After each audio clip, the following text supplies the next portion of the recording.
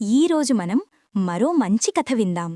ఇందులో శ్రీకృష్ణుడు, సత్యభామ, గరుత్మంతుడు, సుదర్శన చక్రం గర్వం తగ్గించడానికి ఏం చేశాడో తెలుసుకుందాం.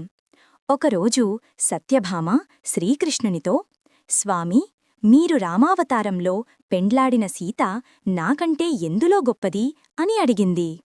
అలాగే గరుత్మంతుడు, స్వామీ, లోకంలో నాకంటే వేగంగా ఎవరైనా వెళ్ళగలరా అని ప్రశ్నించాడు. వెంటనే సుదర్శన చక్రం, ఓ స్వామీ, మీరు శత్రువులను అంతం చేసేటప్పుడు నన్ను ఉపయోగిస్తారు, నేను చాలా గొప్పవాని కదా అని అన్నాడు. అప్పుడు శ్రీకృష్ణుడు వీరికి జ్ఞానోదయం కలిగించాలని ఆలోచించి, సత్యా, నువ్వు సీతలాగా, నేను రాముడిలాగా మారిపోదాం.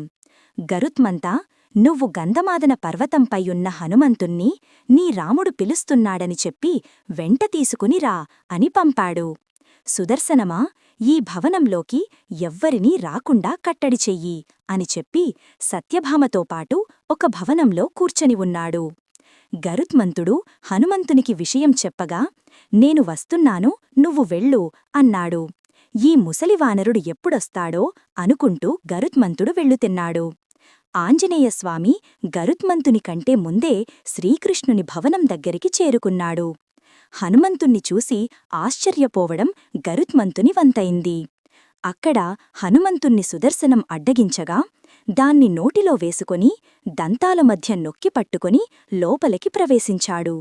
లోపల భవనంలో కూర్చున్న శ్రీకృష్ణుడు, లోపలికి ఎలా వచ్చావు హనుమా, దారిలో నిన్ను ఎవ్వరూ అడ్డగించలేదా అని అడిగాడు. హనుమంతుడు తన నోటిలో నుండి సుదర్శన చక్రాన్ని తీసి చూపించి జరిగిన సంగతంతా చెప్పాడు. సుదర్శనుడు కూడా హనుమంతుని శక్తికి ఆశ్చర్యపోయాడు.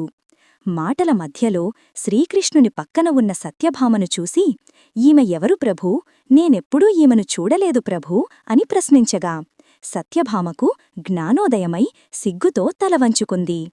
ఈ విధంగా శ్రీకృష్ణుడు ఒకేసారి ముగ్గురికి హనుమంతుని ద్వారా జ్ఞానోదయం కలిగించాడు. అందుకే మనకు గర్వం పనికిరా.